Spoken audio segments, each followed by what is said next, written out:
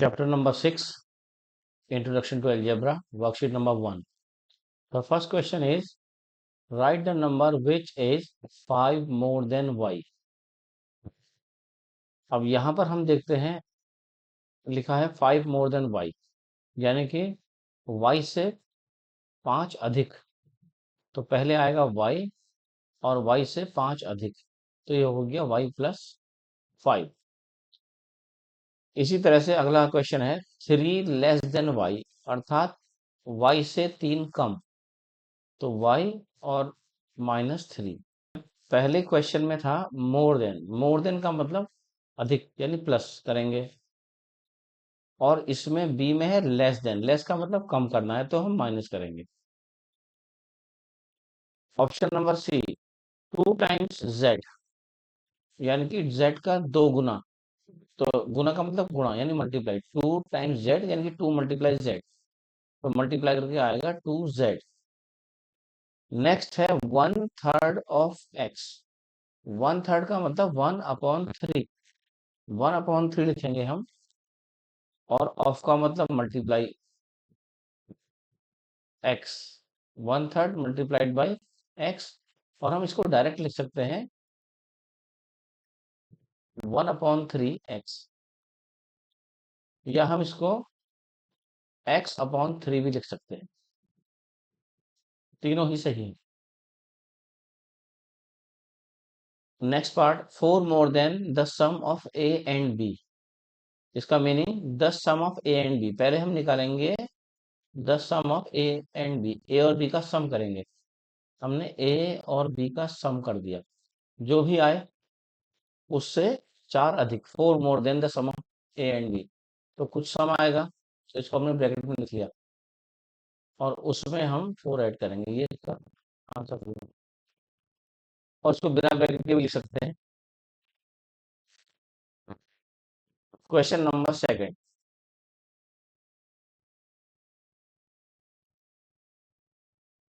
Right the following expression using numbers, literal numbers and arithmetic operations. अब अभी जो हमने प्रीवियस क्वेश्चन किया था उसी तरह से क्वेश्चन करना है। इसमें यूजिंग नंबर, इसमें नंबर का यूज करना है, जैसे 1 2 3 4। लिटरल नंबर्स अर्थात ए बी सी डी का यूज करेंगे, X Y Z. And arithmetic operation यानी प्लस माइनस मल्टीप्लाई डिवाइड। दोबारा समझ लेते हैं। नंबर्स आप जानते हैं 1 2 3 एटसेट्रा, ये लिटरल नंबर जो ए बी सी होते हैं उनको हम, या एक्स वाई जेड या पी क्यू आर, कुछ भी होते हैं, ये all are called literal numbers.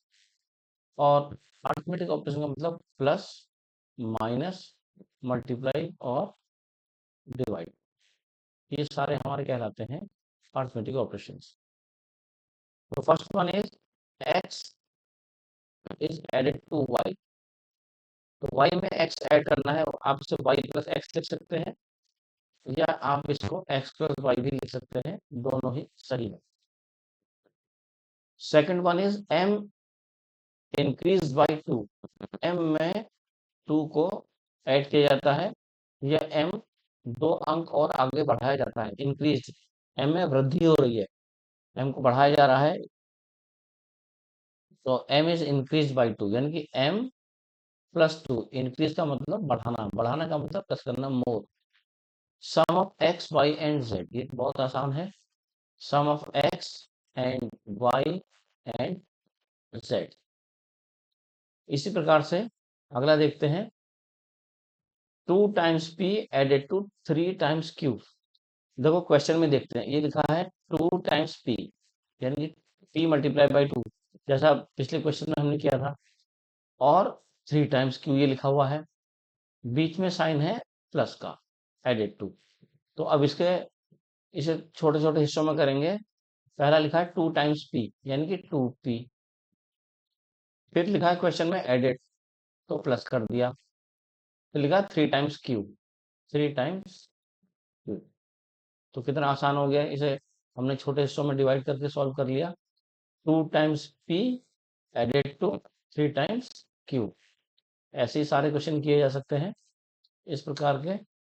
अब है 1/3 the sum of a and b, तो पहले हम सम करेंगे a और b का, फिर उसका 1/3 करेंगे। तो सम ऑफ ए एंड बी, ए और बी का सम कर दिया, कुछ भी आए चाहे, तो हमने ब्रैकेट में लिख दिया। और इसका वन थर्ड, तो वन थर्ड आप 1/3 चाहे पहले लिख लो या बाद में लिख लो। तो this is one third of A and B. वैसे भी अगर आप देखिए इसको अगर दूसरे उसमें लिखा जाए, ए और बी का सम इंटू 1/3 आप अगर लिखेंगे, तो मल्टीप्लाई करने के बाद क्या होगा, ये 1/3 हम आगे लिखेंगे, पहले हम कांस्टेंट लिखेंगे, न्यूमेरिकल लिखेंगे, उसके बाद हम ये वेरिएबल लिखते हैं, तो मल्टीप्लाई करके यही आएगा। और दोनों ही सही है, अगर ऐसे भी लिखते हैं तो भी ठीक है, या आप इसको ऐसे भी लिख सकते हैं, a plus b upon 3, 4 less than x, यानी कि एक्स से 4 कम हमें माइनस करना, एक्स से 4 माइनस करना है। एक्स ऑलरेडी हमारे पास है और इससे हमने 4 माइनस कर दिया, तो आंसर आया x-4। अगला है x लेस देन 4। अब हमें 4 हमारे पास पहले से है, 4 में से x को सब्ट्रैक्ट करना है, तो 4 माइनस एक्स। थोड़ा सा बारीक अंतर है इन दोनों में। पहले में है 4 लेस देन एक्स, यानी x से 4 माइनस करना है, और इसमें x लेस देन 4, 4 में से x को माइनस करना है। अब देखिए next part, p taken away from twice q, इसको भी हम दो हिस्सों में डिवाइड करते हैं। पहले लिखा है p को निकाल लिया गया है, यानी p को सब्ट्रैक्ट कर दिया गया है, कर दिया सब्ट्रैक्ट, p को सब्ट्रैक्ट कर दिया। किस में से कर दिया गया, ट्वाइस q, यानी कि 2 टाइम्स q, q के 2 गुने में से, तो ये लिखेंगे 2q, 2q में से p को सब्ट्रैक्ट कर दिया गया है। p is taken away, p को निकाल लिया गया है फ्रॉम ट्वाइस q, ठीक हो गया। अब अगला क्वेश्चन, 3 टाइम्स x, यानी कि 3 मल्टीप्लाई x, और 3 मल्टीप्लाई x हो गया 3x। देखिए प्लस और माइनस का साइन तो बीच में लिखा जाता है कहीं भी, लेकिन मल्टीप्लाई का साइन नहीं लिखा जाएगा। जहां कोई भी साइन नहीं हो, आप समझिए उसके बीच में मल्टीप्लाई का साइन है। टाइम्स का मतलब मल्टीप्लाई, उतने गुना, यानी कि x का 3 गुना, 3 टाइम्स x। अब देखिए इसी क्रम में अगला क्वेश्चन, 1/5 ऑफ y added to x, x में ऐड किया जा रहा है, x में ऐड कर रहे हैं, क्या कर रहे हैं, 1/5 ऑफ y, 1/5 ऑफ y एडेड टू x, हम ऐड करेंगे 1/5 ऑफ y। ऑफ का मतलब मल्टीप्लाई, मल्टीप्लाई का साइन हमने यहाँ नहीं लिखा है। और इसको और भी फाइन करना चाहें तो आप लिखेंगे x प्लस वाई बाई 5, दोनों ही सही है, ये भी सही है और ये भी सही है। अगला देखिए, 5 times the sum of x and y, तो पहले हम सम करते हैं और फिर उसका 5 से मल्टीप्लाई करेंगे। x में ऐड करेंगे y, और 5 टाइम्स का मतलब 5 से मल्टीप्लाई करेंगे, मल्टीप्लाई बाई 5। तो जो सॉल्व करके आएगा, मैंने बताया था आपको कि पहले आप लिखेंगे नंबर, उसके बाद वेरिएबल, तो ये बनेगा 5 टाइम्स x प्लस वाई। तो फाइनल आंसर आपका यही रहेगा, जिसमें न्यूमेरिकल वैल्यू आगे रहेगी और वेरिएबल्स उसके बाद लिखे जाएंगे। Next question is a divided by 6, a को डिवाइड कर रहे हैं 6 से, तो डिवाइड का मतलब अपॉन, वैसे लिखा ये गया है डिवाइड बाई 6 इस तरह से। जब सॉल्व करेंगे तो आपका जो फाइनल आंसर होगा a/6, a/6, आप नोटबुक में इसे लिखेंगे। अगला है कोशेंट ऑफ x बाई 5, जब x को 5 से डिवाइड किया जाता है तो कोशेंट क्या आएगा, जो भी आएगा हमें इसे एल्जेब्रिक एक्सप्रेशन में एक्सप्रेस करना है। तो quotient of x by 5, x by का मतलब अपॉन x बाई 5, इतना ही लिखा जाएगा और ये सही आंसर है। अब देखिए next, half the sum of p and q, the sum of p and q, पहले हम इसका सम करेंगे, p प्लस q हमने सम कर दिया, इसका हाफ, आप इसे हाफ कर दो, अपॉन 2 लिख दो, या आप इसको ऐसे भी लिख सकते हैं, पी प्लस क्यू इसका हाफ, यानी कि 1/2 पी प्लस क्यू। इसको ब्रैकेट में लिखना जरूरी है, क्योंकि पी प्लस क्यू का पहले सम किया जाएगा तो कोई एक निश्चित नंबर आएगा, फिक्स नंबर आएगा, उसके बाद मल्टीप्लाई होगी। अगर इसको आप ऐसे लिख देते हैं हाफ पी प्लस क्यू, तो इससे ऐसा लग रहा है कि ये हाफ जो है 1/2 पी के साथ है, इसलिए ऐसा नहीं लिखिए, ये रॉन्ग हो जाएगा। सही क्या होगा, half the sum of P and Q. तो पहले पी और क्यू का सम करेंगे, तो सम आएगा तो निश्चित वैल्यू आएगी, तो इसलिए हम उसे ब्रैकेट में बंद कर देते हैं कि पहले जो भी आएगा, जो कुछ भी आए इसको सॉल्व करके उसका हाफ है। तो this is the correct answer for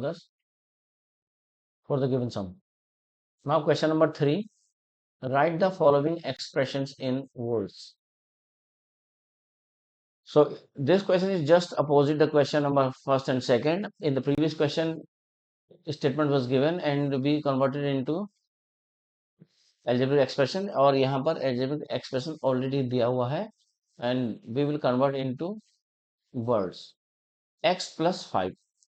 अब आप इनको किन्हीं शब्दों में लिख सकते हैं अपनी इच्छा अनुसार या अपनी सुविधा के अनुसार, जैसे x plus 5 आप इसको लिख सकते हैं 5 is added to x, बिल्कुल सही है। 5 मोर देन x लिखेंगे तो भी सही है, तो दोनों ही सही है। देखिए आप चाहे लिखना चाहें 5 is added to x, ये भी सही है, बिल्कुल ठीक है। अगर आप लिखना चाहें 5 मोर देन x, वो भी बिल्कुल सही है। अगर आप लिखेंगे the sum of x and 5, तो ये भी सही है। केवल आपने इस दिए हुए स्टेटमेंट को अपने शब्दों में एक्सप्रेस करना है और आपका एक्सप्रेशन सही होना चाहिए। दोनों ही आंसर या तीनों ही आंसर, जो भी आंसर आप लिखें अकॉर्डिंग टू द क्वेश्चन, वो सारे सही माने जाएंगे। आप दोनों में से कोई सा भी एक नोट कर सकते हैं। y-3, तो 3 is subtracted from y, 3 is subtracted from y। अभी आपने जो पिछला क्वेश्चन किया था उसमें था p is taken away from 3q, अब इसमें आप लिख सकते हैं 3 is taken away from y, वो भी सही है, बिल्कुल सही है। आप किसी भी तरह से कोई भी स्टेटमेंट आप बना सकते हैं अपनी सुविधा अनुसार। ये तरीका सी है। 2/3 ऑफ x, 2/3 ऐसे लिखा जाएगा, 2/3, 2/3 of x। Next is 4 multiply by z, लिखा है 4z लिखा है, तो ये हो गया 4 टाइम्स z। आप ऐसे भी लिख सकते हैं अंकों में 4 टाइम्स z, दोनों ही सही है। अब ये x अपॉन y लिख दीजिए इसे, या x is x divided by y। Next question f, 2a plus 3b, इसको लिखेंगे 3 times b is added to 2 times a।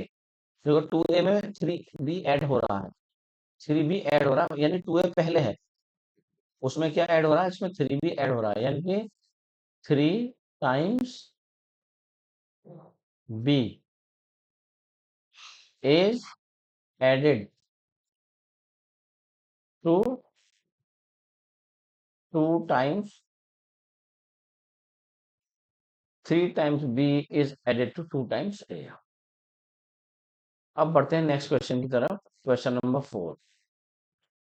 Question number 4 है हमारे पास, there are 38 students in a class, एक क्लास है उसमें 38 स्टूडेंट्स हैं। If x more student join the class, how many students are there in the class. पहले कितने student थे, पहले हमारे पास स्टूडेंट थे 38, अब उसमें कितने स्टूडेंट और नए आ गए, x और आ गए, तो संख्या बढ़ गई, यानी कि हम प्लस करेंगे। तो अब इसे क्या सॉल्व, स्टेटमेंट के साथ सॉल्व करेंगे। students in a class equal to 38 more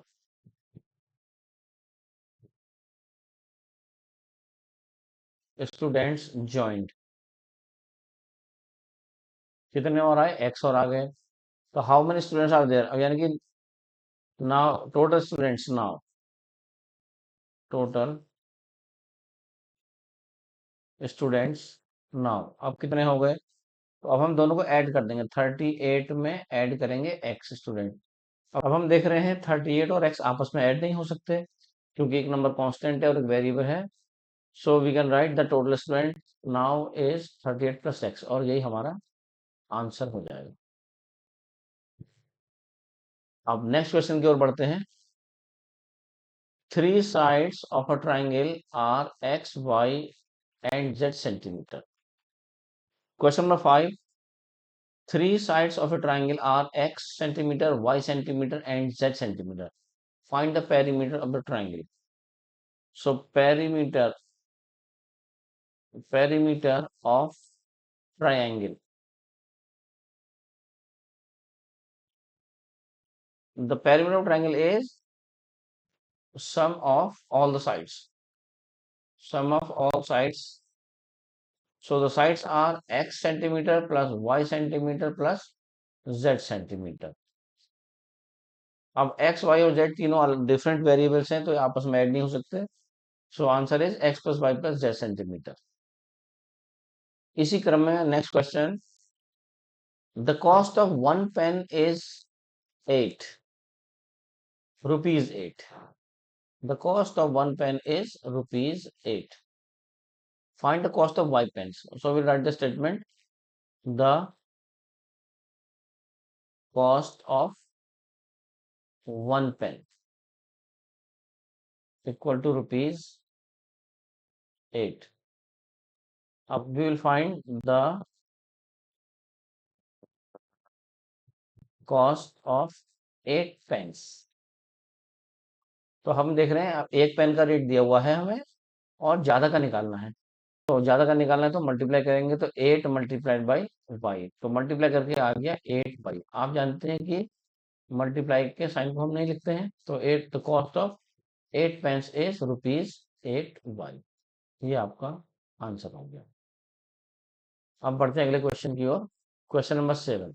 Neha has 7 more toffees than Megha. Neha के पास मेघा से 7 टॉफीज ज्यादा है. If Megha has x toffees, how many toffees does Neha have? तो हमें फाइंड करना है कि नेहा के पास कितनी टॉफीज होंगी. तो सबसे पहले हम लिखेंगे Megha has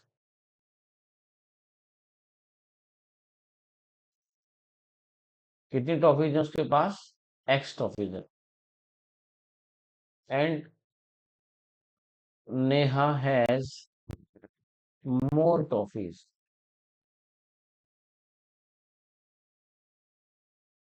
then Megha equal to 7. So we will find the total number.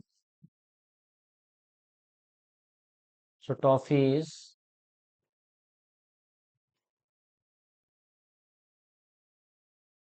Neha has equals to, we will add both the numbers x and 7, x plus 7 toffees.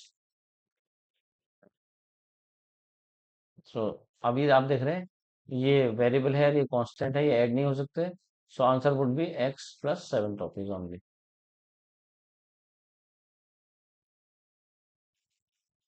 Next question of this worksheet. Anshul is z years old. यानी कि जो age दी है, age of Anshul is z years. z years के हैं Anshul. How old was he 3 years ago.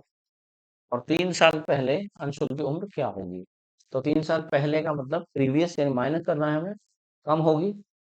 तो his age